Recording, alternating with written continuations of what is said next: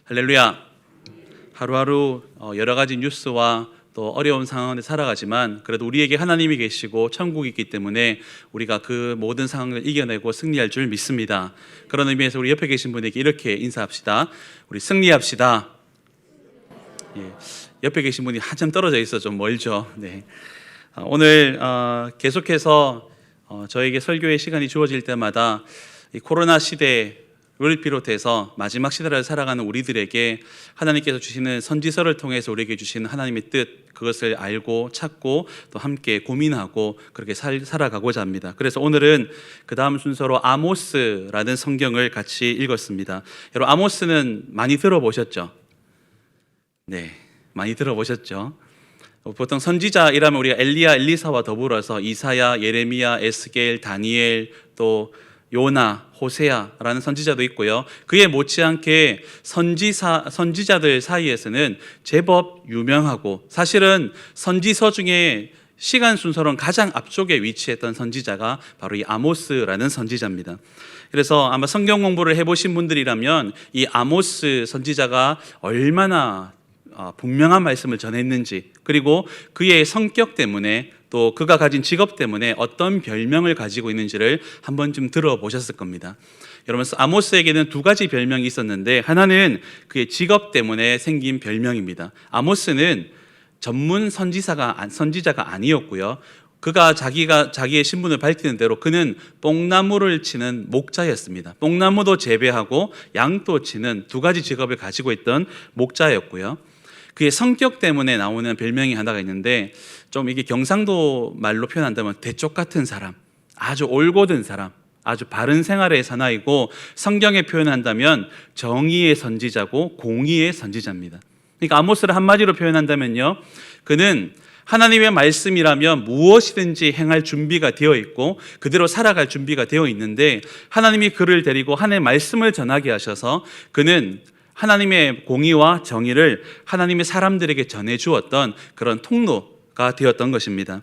이스라엘이 참 복된 것, 이스라엘이 참 부러운 것은 이런 귀한 선지자가 한 명, 두 명이 아니라 시대마다 상황마다 하나님이 때로는 왕을 통해서 선지자를 통해서 제사장을 통해서 세워주시고 이스라엘을 지켜나갔다는 것입니다.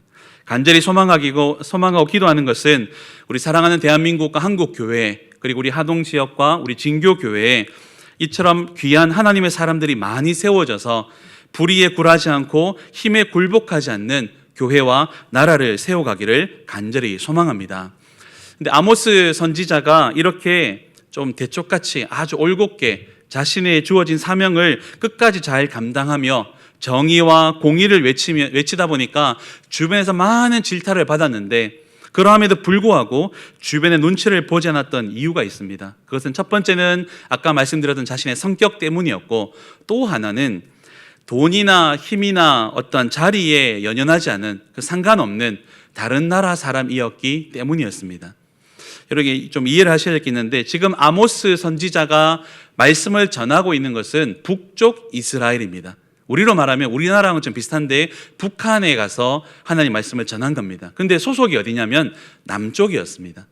남유다 사람이고 남쪽 유다에서 양을 치고 남쪽 유다에서 뽕나무를 재배하고 그곳에서 살아갔던 사람인 이 아모스가 남의 나라에 가서 말씀을 전하기 때문에 별로 돈에도 상관없고 힘에도 굴하지 않고 하다가 안 되면은 자기 나라로 돌아가면 되기 때문에 별로 그렇게 굴하지 않았던 것입니다. 아모스 시대의 북쪽 이스라엘에는 이미 공식 국가 공인 선지자가 한 명 있었습니다. 혹시 이름을 아십니까? 예, 마음에 있지만 고백하지 못하는 그 이름, 바로 아마샤라는 선지자인데요. 별로 중요한 이름은 아닙니다. 좋았던 이름이라면 우리가 한 번쯤 들어봤을 건데 썩 그렇게 좋지 못한 사람이었기 때문에 우리가 기억하지 않는 겁니다. 그러나 하지만 이 아마샤는 북쪽 이스라엘이 나라에서 공인한 국가 공식 선지자였습니다. 그래서 이 아마샤는 베델의 제사장이면서 북쪽 이스라엘의 선지자 세계를 주름잡았던 대표 명사였던 것입니다. 그렇기 때문에 이런 자신이 활동하고 있던 북쪽에 와서 감히 남쪽에 있는 사람이 와서 말을 한다는 것, 그것을 굉장히 언짢게 여겼고 그래서 아모스를 심하게 박해합니다. 아모스는 이런 사람의 박해를 받으면서도 굴하지 않고 끝까지 하나님의 말씀을 전했는데 아까 말씀드린 대로 아모스는요, 남쪽 유다에서 뽕나무를 재배하며 양을 치던 목자였습니다. 그런데 어느 날 하나님이 그에게 사명을 맡기시고 자신의 나라가 아니라 다른 나라에 가서 북쪽에 가서 말씀을 전하도록 맡겨주어서 그곳으로 파송되어 올라갔던 선교사와 같은 선지자였습니다. 이 아모스는 아마샤처럼 국가 공인 선지자가 아니었기 때문에 또 엘리사처럼 선지학교 출신도 아니었기 때문에 사람들이 저 사람이 누군지, 저 사람이 하는 말이 과연 신빙성이 있는지 좀 의문을 가질 수도 있었습니다. 아모스는 양을 치던 목자였고 그냥 뽕나무를 재배하는 사람이었기 때문에 그가 과연 전문적으로 하나님의 말씀을 전할 수 있는 그런 선지자라고 볼 수 있는가라고 이렇게 천대받았던 그런 경우도 있었습니다. 하지만 아모스는 그와 전혀 상관없이 나에게 맡겨진 일을 끝까지 잘 감당했던 사람이었고, 그리고 자신의 어떤 유혹이 오고 어떤 핍박이 오더라도 끝까지 그 일을 걸어갔던 하나님의 귀한 정의의 선지자였던 것입니다. 우리가 착각하면 안 되는 것이 아모스가 목자였으니까 그냥 다윗처럼 양이나 치고 또 나무나 재배하던 그런 그냥 평범한 사람처럼 들릴 수도 있는데, 이 아모스가 얘기했던 목자라는 이 단어는 성경에서 딱 한 번만 더 있습니다. 그러니까 다윗이라든지 다른 목자를 말할 때는 그냥 목동으로 쓰였다면, 이 아모스가 자신을 설명했던 이 목자라는 말을 오늘날로 바꾼다면 대규모 목축업자를 뜻하는 목자입니다. 그러니까 그냥 한두 마리 양을 키우거나 그냥 한 10마리, 20마리 정도의 염소를 키우는 목자가 아니라 대규모로 양을 치고 염소를 치고 있고, 뿐만 아니라 그것을 거기에 필요한 것들을 조달하기 위해서 뽕나무까지 같이 겸해서 재배하고 있었던 엄청난 부자, 그런 목자였고 목축업자였던 것입니다. 그러니까 자신은 어떤 돈 때문에 또는 자리 때문에 어떤 유혹을 받을 수 있는, 또 유혹을 받을 수밖에 없는 형편이 되지 않아서 그럴 필요도 없었기 때문에 훨씬 더 자유롭게 하나님 말씀을 전할 수가 있게 된 것입니다. 그리고 그런 자리들을 다 내려놓고 가라고 해도 하나님의 뜻이라면 제가 그곳에 가겠습니다라고 순종할 수 있었던 귀한 하나님의 통로가 될 수 있었습니다. 오늘 읽은 말씀을 중심으로 이 아모스 선지서를 살펴보고 당시에 대단했던 북쪽 이스라엘 여로보암 왕 시대에 하나님이 아모스를 통해서 무엇을 지적하셨고 어디를 고치기를 원했으며 결국 하나님의 뜻이 어떻게 이루어지는지를 한번 살펴보고 오늘 우리나라와 우리 교회와 우리 자신 스스로를 되돌아보는 귀한 시간 될 수 있기를 간절히 소망합니다. 먼저는 아모스의 시대를 한번 말씀드리겠습니다. 아모스를 꼼꼼히 한번 읽어보시면 분명히 남쪽 유다 사람이 북쪽 이스라엘에 가서 얘기하고 있는데 마치 2000년 넘는 시간을 건너와서 오늘 우리에게 우리 사회를 보여주는 것처럼 기록을 하고 있습니다. 굉장히 비슷하다는 말입니다. 당시 북쪽 이스라엘 왕의 이름은 여로보암이라는 왕입니다. 자, 현재 성경 퀴즈 한번 내보겠습니다. 잠깐 한번 곰곰이 한번 생각해 보십시오. 여로보암은 언제적 사람일까요? 여로보암 왕 하면 떠올려지는 또 다른 한 사람의 왕이 있습니다. 누굴까요?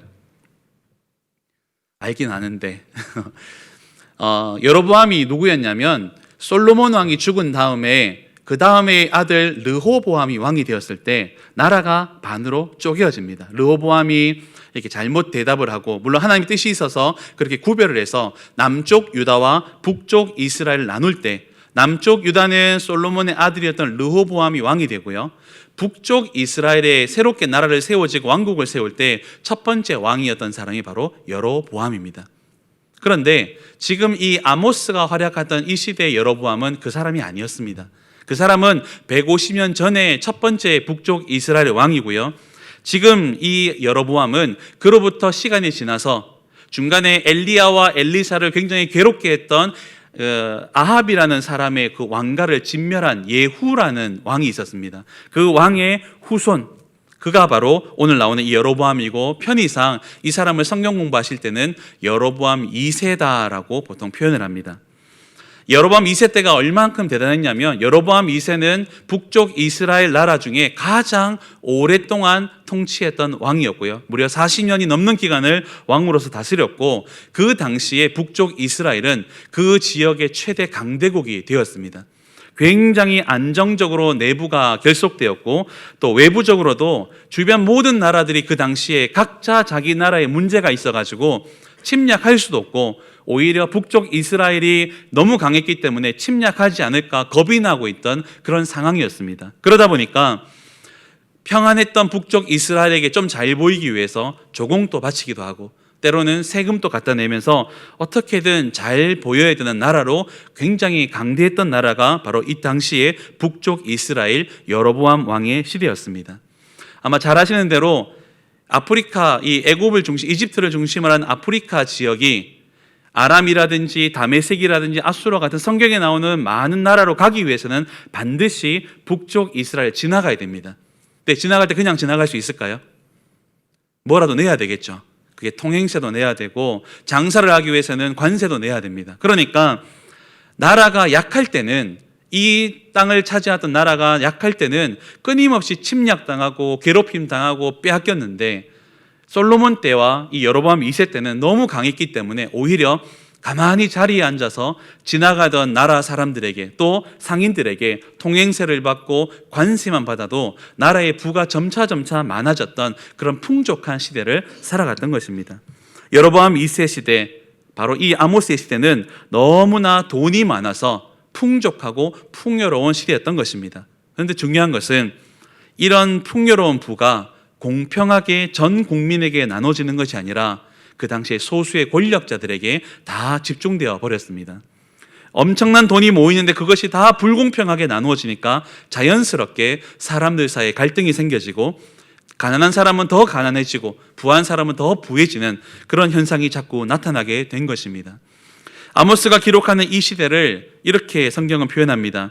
그 당시에 부자들, 부유한 자들은 날마다 축제를 열었고 포도주를 잔이 아니라 대접에 부어 마셨으며 하나님의 일을 위해 구별된 나실인들에게조차 술을 권하고 이 시대가 얼마나 천하태평하냐고 찬양하고 노래했던 바로 그런 시대였습니다.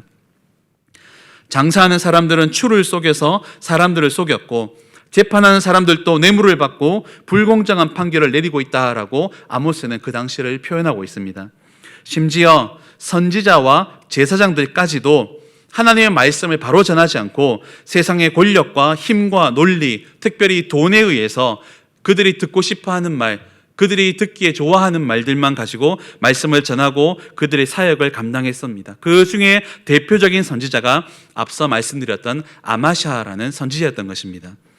이런 아마샤를 향해서 아모스는 자신의 직업과 자신의 출신을 이렇게 고백합니다. 나는 선지자도 아니고 선지자의 아들도 아니며 그저 뽕나무를 재배하는 목자다라고 자신을 표현합니다. 여러분, 지금 아마샤라는 국가 공식 공인 선지자와 남쪽 유다 남의 나라에서 올라온 사람이 영적으로 대결을 해야 되는데 어떤 식으로 자기를 표현해야 좋을까요?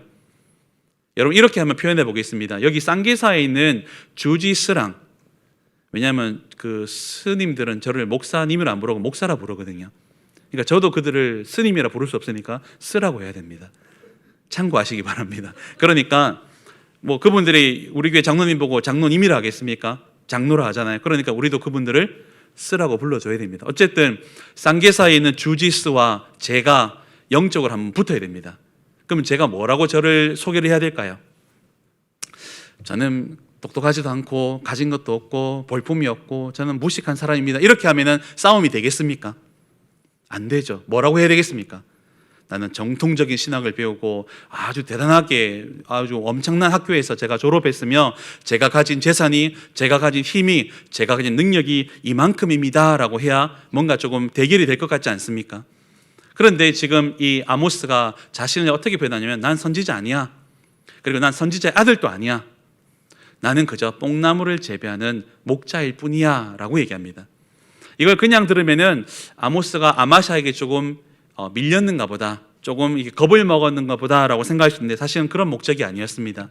어떤 말이냐면 나는 자격이 없는 사람이다 이 말이 아니라 나는 선지자도 아닌데 하나님이 불렀고 선지자의 아들, 즉 선지 학교를 다녀서 전문적으로 선지자 사역을 배웠지도 않았지만 하나님이 정말 필요해서 나를 특별히 마치 암행어사처럼 부른 특별 케이스 선지자이며 나는 뽕나무를 재배하는 목자일 뿐이지만 나는 너처럼 돈이나 힘의 권력에 의해서 좌지우지 되지 않고 하나님 말씀을 전할 수밖에 없고 전하기 위해서 이곳에 온 하나님의 사람이다라는 것을 보여주는 표현입니다. 악패 비유를 제가 비교한다면 그 사람과 제가 싸우는데요, 당신과 내가 논쟁을 하고 당신과 내가 복음을 가지고 싸워야 되는데, 다시 뭔가를 얘기를 해야 되는데, 내가 가진 성경 지식, 내가 성경 배경 이거 다 없어도 괜찮아, 내가 가진 복음 한마디만 가지고도 널 이길 수 있어 라고 얘기하는 것과 똑같습니다. 난 돈에 흔들리지 않을 부자이기 때문에 돈을 위해서 지금 이러는 것도 아니고, 나는 지금이라도 당장 돌아가면 내가 편안하게 살 수 있는 집과 대저택과 엄청나게 많은 내 종들이 있기 때문에, 힘 있는 사업가 있기 때문에 이곳에 어떤 자리나 유명세나 권력을 탐해서 온 것도 아니다라는 것을 이렇게 표현한 것입니다. 무엇보다 나는 나 개인의 만족이나 나를 따르는 사람들의 만족을 위해서 신앙을 하는 행위처럼 보이는 거짓 선지자, 너처럼 가짜 제사장이 아니라 하나님이 특별한 일을 위해서 택해 주신 특별한 선지자다라는 것을 소개하고 있는 것입니다. 그래서 아마샤와 아모스가 북쪽 이스라엘에서 선지자 사역을 가지고 서로 갈등을 하게 되고 서로 싸우게 된 것입니다. 여러분, 여기까지 그 당시 상황을 말씀드렸는데 어떤 모습이 그려지십니까? 저는 이 모습 보는데 마치 오늘 우리의 모습과 똑같아 보입니다. 특별히요, 여로보암 2세 때 그 부강하고 굉장히 풍요로운 그 시대, 마치 오늘날 대한민국과 너무나 닮아 있지 않습니까? 대한민국은요, 우리 주변에 엄청나게 강한 강대국들 사이에 끼어 있습니다. 우리가 잘 아는 대로 중국에, 일본에, 러시아에, 미국에 너무나 강한 사강들이 여기 우리를 둘러싸고 있는데 전혀 굴하지 않습니다. 오히려 그들을 무시하고 깔봅니다. 전 세계 사람들이 중국 사람들을 다 존경하는데 우리나라 사람은 그들을 보고 뭐라 합니까? 네, 뭐라고 합니다. 뭔 놈이라고 합니다.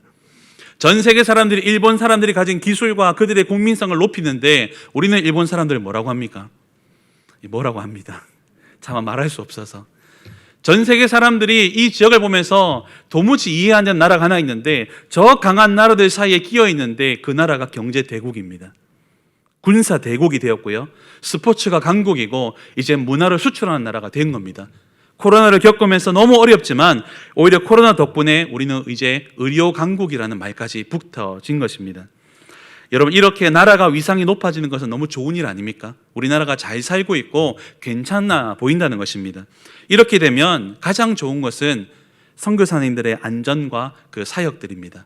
대한민국 출신이다, 한국인이다, 이 말 한마디만 가지고도 선교사님들의 안전이 보장이 되어지고 그 선교사님이 하는 모든 일들이 굉장히 탄력을 받게 됩니다. 뿐만 아니라 그 세계에 진출한 우리나라의 기업들과 우리 가족들의 생업에도 큰 도움이 됩니다. 그래서 대한민국은 잘 살아야 되고요, 한국교회도 잘 돼야 됩니다. 그런데 그렇게 모인 그 강한 힘과 모인 부가 과연 제대로 나뉘어지고 있고, 또 나라 안에 아무런 갈등이 없는 대한민국이 그런 행복한 국가가 지금 되어 있는지는 좀 다른 문제가 된 것입니다. 잘 아는 대로 우리나라는 자살률이 1위입니다. 우리나라는요, 일 중독이 1위랍니다. 왜 일 중독이 1위냐면 내가 일 안 하면 굶어 죽을 것 같아서, 내가 일 안 하면 내가 망할 것 같아서, 일이 좋아서 중독된 게 아니라 그렇게 해야지만 우리 가족이 먹고 사니까, 그래서 어쩔 수 없이 생업의 터전으로 자꾸만 나가는 그 일을 찾아 나서는 그 지수가 우리는 1위라고 하는 것입니다. 정치와 어떤 부분에서 부패 지수는 1위를 차지하고 있습니다. 반대로 청소년 행복 지수는 꼴찌입니다. 전 세계에 나아가서 어떤 수학 올림피아드에서 국제 대회에서 상은 받고 있는데 이 가지고 있는 마음은요, 다 비참함을 가지고 공부하고 있답니다. 평균 수면 시간은 꼴찌입니다. 4시간 자면 붓고 5시간 자면 떨어진다. 전 세계 어디에도 이루어질 수 없고 통용되지 않는데 우리나라에서만 이것이 통용되는 그런 나라입니다. 가장 안타까운 것은 출산율이 꼴찌라는 겁니다. 왜 이렇게 되었냐면 아이를 낳아서 잘 기를 마음과 자신이 없기 때문에 놓지를 않는 겁니다. 행복 지수가 꼴찌고 수면 시간이 꼴찌고 출산율이 꼴찌라는 것, 그리고 자살률이 1위고 일 중독이 1위고 부패 지수가 1위라는 것은 이 사회가 얼만큼 불공평하며 또 앞날에 대한 불안감이 가득한지를 보여주는 대표적인 지수들입니다. 그런데 이것만 가지고도 우리나라가 참 힘든 상황인데, 가장 큰 문제는 이 아모스 시대의 아마샤처럼 오늘날 너무나 많은 거짓 선지자들이 이 땅 가운데 넘쳐난다는 것입니다. 이단과 사이비는 제쳐두고더라도 돈에 의해서 권력에 눈이 멀어서 공의와 정의를 외치지 못하고 심지어는 이성 문제와 돈 문제와 도박 문제로 무너지는 이 땅의 선지자들, 종교 지도자들이 우리는 너무나 심심치 않게 보고 있습니다. 도무지 회복의 기미를 보이지 않게 되자 하나님은요, 다른 나라에 살고 있는 남쪽 유다의 아모스, 이 사람을 데리고 와서 양 잘 치고 있고 뽕나무를 잘 재배하고 있던 이 목축업자이자 농부였던 이 사람을 데리고 와서 국가 공식 선지자를 그냥 내려버리고 그 자리에서 하나님의 말씀을 전하고 그대로 이루어지는 것을 보게 만드십니다. 돈이나 힘에 흔들리지 않을 사람이고 그 마음이 참 한 가지로 올곧기 때문에 할 말을 하는 사람이기 때문에 하나님이 그를 불러서 이쪽 북쪽 이스라엘까지 끄집어 올린 것입니다. 그리고 그의 입술을 통해서 가장 먼저 모압 땅에, 암몬 땅에, 에돔 땅에, 다메섹 땅에, 즉 북쪽 이스라엘을 둘러싸고 있는 나라들의 죄를 하나하나 낱낱이 지적하고 있습니다. 왜 이런 일을 하시냐면 이 모든 나쁜 일들을 다 지적한 이후에 한마디로, 그런데 이 에돔보다, 이 모압보다, 이 다메섹보다 너희들이 더 나쁜 놈이다 라는 것을 3배나 많은 양으로 지적하고 있습니다. 이놈은 거짓말을 잘해, 이놈은 사기범들이야, 이놈은 강간범들이야, 이놈은 살인자야. 그런데 너는 그것을 종합적으로 하고 있어. 주변 나라들의 죄를 다 지적한 다음에 8개의 나라의 죄를 지적하고는 가장 마지막으로 이 모든 나라의 죄보다 지금 너희들의 죄가 더 많아. 그것을 아모스를 통해서 보여주십니다. 그러면서 이 죄 때문에 너희들이 앞으로 이런 일을 겪을 거야 라고 해서 5가지 환상을 말씀하십니다. 아마 한 번쯤 들어보셨을 겁니다. 먼저는 메뚜기가 날아와서 다 먹어치울 것이다 라고 환상을 말합니다. 그리고 2번째는 하늘에서 불이 내려와서 땅과 바다를 다 삼켜버린다 라고 얘기하십니다. 환상이기 때문에 이루어진 건 아니지만 이렇게 할 것이다 라고 합니다. 이 순간에 내 나라가 아니지만 아모스가, 하나님, 이렇게 되면 지도자들은 그냥 자신의 살 방법이 다 있기 때문에 살아남겠지만 이 땅의 거민들, 일반 서민들은 다 죽습니다. 하나님, 이거는 조금 거두어 주십시오. 하나님, 이건 조금 아니지 않습니까? 라고 기도합니다. 그랬더니 하나님이 알겠다, 내가 이것을 허락하지 않겠다라고 해서 그 재앙을 거두십니다. 그리고는 다시 2 환상을 더 보여주시는데, 하나가 여러분이 한 번쯤 들어봤을 다림줄 환상이라 해서 마치 건축을 할 때 줄을 이렇게 추에 달아가지고 이것이 제대로 되어 있는지 삐뚤어졌는지를 체크하는 그 다림줄처럼 하나님의 심판의 상징인 다림줄을 보여주어서, 이 다림줄은 건축에서는 건축하는 과정 속에 쓰이지만 하나님께서 말하는 이 다림줄은 이제 더 이상 너희를 용서하지 않겠다, 이제는 끝장내겠다라는 심판의 상징이었습니다. 그리고 또 하나의 환상이 여름 과일 한 광주리를 보여주십니다. 여름 과일 한 광주리라는 이 히브리 말과 또 다른 세상의 끝, 날짜의 끝, 어떤 일의 끝을 말하는 히브리 말이 똑같은 음력을 가지고 있기 때문에 여름 과일이라고 표현하지만 사실은 너희들은 이제 끝장났다라고 얘기하는 겁니다. 그래서 결국 9장의 내용처럼 북이스라엘은 완전히 멸망당하고 비참하게 끝나게 될 것을 미리 예고하셨고, 그 이후로부터 30년 뒤에 결국 북쪽 이스라엘은 망하게 됩니다. 중요한 것은 하나님이 그 당시에 그 나라의 그 시대 가운데 북쪽 이스라엘 땅에 아모스를 통해서 하셨던 이 말씀을 오늘 동일하게 우리에게 하고 있다는 것입니다. 하나님이 그 시대에 아모스를 통해서 북쪽 이스라엘이 돌아올 수 있는 여지를 남겨두고 잘못을 고백하도록, 그래서 다시 하나님께 신앙을 회복하도록 거듭해서 전하였지만 아마샤가 가로막고 왕이 제정신을 못 차리고 종교 지도자들과 세상의 모든 지도자들이 하나님의 말씀을 듣지 않았기 때문에 결국 망한 것처럼, 동일하게 많은 부와 강한 힘을 가지고 있던 이 대한민국이, 한국교회가 이 코로나라는 하나의 위기 앞에 그리고 세상 사람들의 지탄 앞에 어떻게 무너져 가는지, 얼마나 힘든 일을 겪고 있는지를 보면 이 시대와 우리 시대가 동일하며 이 시대의 형편과 우리 시대의 형편이 똑같다는 것입니다. 그리고 그 시대의 말씀을 전했던 아마시아처럼 오늘날 이 땅에도 하나님 말씀이 아님에도 불구하고 하나님 말씀이라고 전하며 하나님의 말씀이 아니라 세상의 힘과 권력과 돈 앞에 무너지는 영적 지도자의 모습을 보여주고 있다는 것입니다. 그래서 하나님께서는 아모스 말씀을 통해서 너희가 정신 차리지 않으면 무엇이 진짜인지 무엇이 가짜인지를 알지 못하고 결국 멸망의 길을 걷게 될 것이다 라고 오늘 우리에게 동일하게 말씀하고 있는 줄 믿습니다. 마치 메뚜기 재앙과 불재앙처럼 그렇게 기도로 막을 수 있는 재앙처럼 지난날 우리 성도님들이 잘 겪고 또 이겨내신 것처럼 IMF라든지 메르스와 같은 것들은 잘 이겨나가도록 하나님의 은혜를 베풀어 주셨습니다. 이 코로나가 그렇게 막아낼 수 있는 재앙인지 아니면 다림줄이나 여름 과일 한강줄이 재앙처럼 이제는 하나님이 돌이킬 수 없는 멸망의 길로 우리를 몰아가실지 그건 알 수가 없습니다. 중요한 것은, 분명한 것은 하나님은 지금도 이 땅을 진단하고 계시고 우리들의 모습을 통해, 우리들의 기도를 통해서 용서하실지 아니면 멸망하실지를 고민하고 계시다는 것입니다.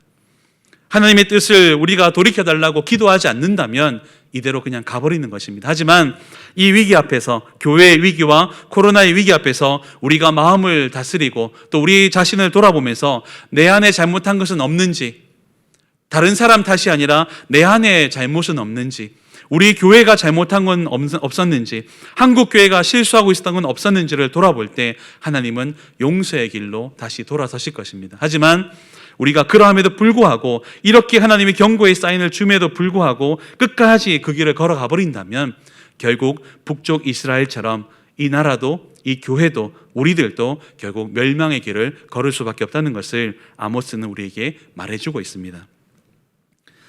그런 회복에 향한 몸부림이 하나님께서 기다리고 계시고 거룩을 향한 열정을 하나님 기다리고 계신데 우리는 과연 그런 열정과 몸부림을 가지고 이 시간 나아왔는지 곰곰이 우리 자신 스스로에게 한번 물어봤으면 좋겠습니다. 그러면서 오늘 저녁에 짧은 시간이지만 이후에 기도하실 때, 하나님, 지금까지 내가 코로나를 겪으며 또 교회가 위기를 당할 때 혹시 내가 다른 곳에서 원인을 찾고 다른 사람을 내가 비방하고 다른 사람에게 그런 잘못을 돌리고 있지는 않았습니까? 아모스의 심정으로 제가 기도하겠습니다. 아모스의 심정으로 하나님, 이 나라를 위해서, 교회를 위해서 내가 기도하겠습니다. 하나님, 재앙을 그쳐주신 것처럼, 막아주신 것처럼 우리나라도 지켜주시고 특별히 한국교회가 정신 차리고 하나님 다시 돌아설 수 있도록 하나님 좀 도와주십시오라고 기도하는 우리 모두가 될 수 있기를 간절히 소망합니다. 그런 기도가 회복되어지고 그런 기도가 하나로 모여질 때 하나님은 오늘 우리가 읽었던 말씀으로 회복의 역사를 보여주십니다. 오늘 읽었던 말씀을 다시 한번 읽어볼 건데요, 이 말씀은 이런 모든 재앙으로 말미암아 결국 끝장나버린 마치 마른 뼈와 같은 상황에서 하나님이 어떻게 회복시킬지를 미리 예고하고 있는 말씀입니다.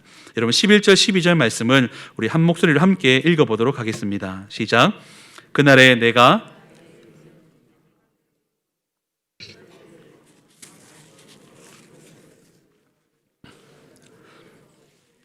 그들의 에돔의 남은 자와 내 이름으로 일컫는 만국을 기업으로 얻게 하리라. 이 일을 행하시는 여호와의 말씀이니라. 아멘. 9장 10절까지, 아모스의 1장 1절부터 9장 10절까지는 끊임없이 지적하시고 멸망의 메시지를 보냈는데 갑자기 11절에서 그날에 다윗의 무너진 장막을 일으키고 성전을 일으키고요, 그리고 그것들의 틈을 막으며 무너져버린 것들을 다 채우시고 허물어진 것을 일으켜 세워주시겠다라고 약속하십니다. 여러분, 이 날, 바로 그날이 언제일까요? 여러분, 성경을 가지신 분들, 또 볼펜을 가지신 분들은 오늘도 제가 하나 좀 부탁드리겠습니다. 이 11절 옆에다가 사도행전 15장을 한번 적어주십시오.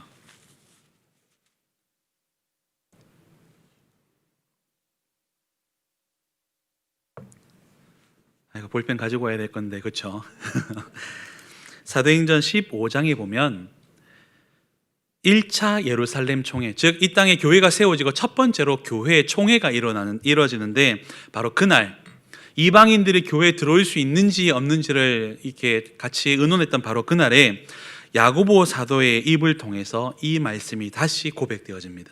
그러면서 이날 바로 11절에 아모스 9장 11절에 그날이 되면 지금은 너희가 멸망당하고 모든 것이 무너져버리고 아무런 소망이 없는 존재로 살아가겠지만 그날이 되면 다윗의 무너진 성전이 다시 일어나고 너희가 허물어뜨린 것을 다시 이렇게 세우게 될 것인데 그날이 언제냐면 바로 사도행전 15장에 예수님을 통해서 복음이 증거되어지고 이 땅에 교회가 세워졌을 때 하나님이 바로 그 놀라운 역사를 일으켜 세워주시는 것입니다. 할렐루야.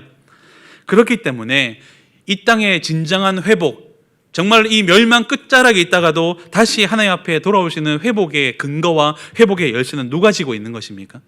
이 땅의 교회가 지고 있는 것입니다. 그날은 바로 교회가 세워진 날이고 그날은 이 복음이 예루살렘과 유대와 사마리아를 넘어서서 땅끝으로 갈 수 있는 방법을 의논할 때 하나님이 바로 이 날이 그날이다라고 고백하고 맞추어 주신 날입니다. 그렇기 때문에 이 땅에 있는 모든 교회들은 바로 이 말씀, 아모스 9장 11절의 말씀 토대 위에 세워졌고 우리가 바로 회복의 키를 가지고 있고 우리가 하는 기도가 바로 그 회복의 근거가 된다는 것입니다. 그러므로 이 땅의 진정한 회복, 이 땅의 완전한 회복은 누구만 할 수 있습니까? 교회만 할 수 있는 것입니다. 그날을 알고 있고 또 그날에 이루어진 일들을 알고 있는 교회만이 오직 이 모든 위기와 절망의 끝자락에서 세상을 살릴 수 있는 방법과 통로가 될 수 있다는 것입니다. 사랑하는 성도 여러분, 코로나는 무서운 전염병이지만 어디까지나 감기일 뿐입니다. 물론 사람이 죽고요, 많이 힘들어하고 많은 사람들이 어려움을 겪고 있지만 결국은 감기입니다. 그렇기 때문에 언젠가 백신이 나오고 치료제가 나오면 해결될 수 있는 감기입니다. 하지만 영적인 감기, 영적인 무감각, 영적인 무너짐은 교회를 통해서 말씀과 기도가 회복되지 않으면 절대로 회복될 수가 없습니다. 다른 방법도 다른 대안도 하나님이 주시지를 않습니다. 그렇기 때문에 메뚜기 재앙과 불재앙을 막아서서 기도했던 아모스의 마음과 그렇게 기도한다고 내가 작정한 것들을 돌이키시는 하나님의 심정으로 교회와 나라, 민족과 시대를 위해서 기도하는 우리 모두가 바로 그 행복의 키고 회복의 키라는 것을 기억하고 기도하기를 간절히 소망합니다. 그럴 때 우리 진교교회의 작은 신음의 소리에 하나님은 귀를 기울여 주시고 이 시대와 민족과 교회를 구해 주시며 회복시킬 줄 믿습니다. 그래서 우리 교회 표어처럼, 올해의 표어처럼 다시 세계로, 미래로 나아갈 수 있도록, 다시 힘을 낼 수 있도록 우리 모두를 붙잡아 주시고 다시 일으켜 세울 줄 믿습니다. 말씀을 정리하며 기도하고자 합니다. 코로나가 아니라 그 어떤 어려움이 오고 지금처럼 거리두기 하는 것이 아니라 그 정도 수준이 아니라 그 이상의 핍박이 오더라도 하나님이 세우신 교회는 주님이 오신 날까지 반드시 이어질 줄 믿습니다. 하지만 그 교회가 이름은 교회라고 가지고 있지만 정의와 공의를 잃어버리고 세상의 가치관과 돈과 권력에 의해 움직일 때 하나님은 그 교회를 바로 세우기 위해서 모든 방법을 쓰시고 때로는 그 방법이 우리의 아픔과 우리의 멸망까지도 포함되어 있다는 것을 기억하시기를 바랍니다. 우리 진교교회가 그리고 이 땅의 모든 교회가 하나님 보시기에 더 이상 두고 볼 수 없어서 다림줄을 갖다 대고 심판을 측정하거나 여름 과일 한 강주리로 비유되는 하나님의 진노의 끝, 그 진노의 몽둥이를 맞기 전에 교회 지도자들부터 모든 성도들에 이르기까지 한 마음으로 먼저 회개하고 먼저 돌아서서 하나님이 원하시고 뜻하시는 거룩한 삶으로 돌아오시기를 간절히 소망합니다.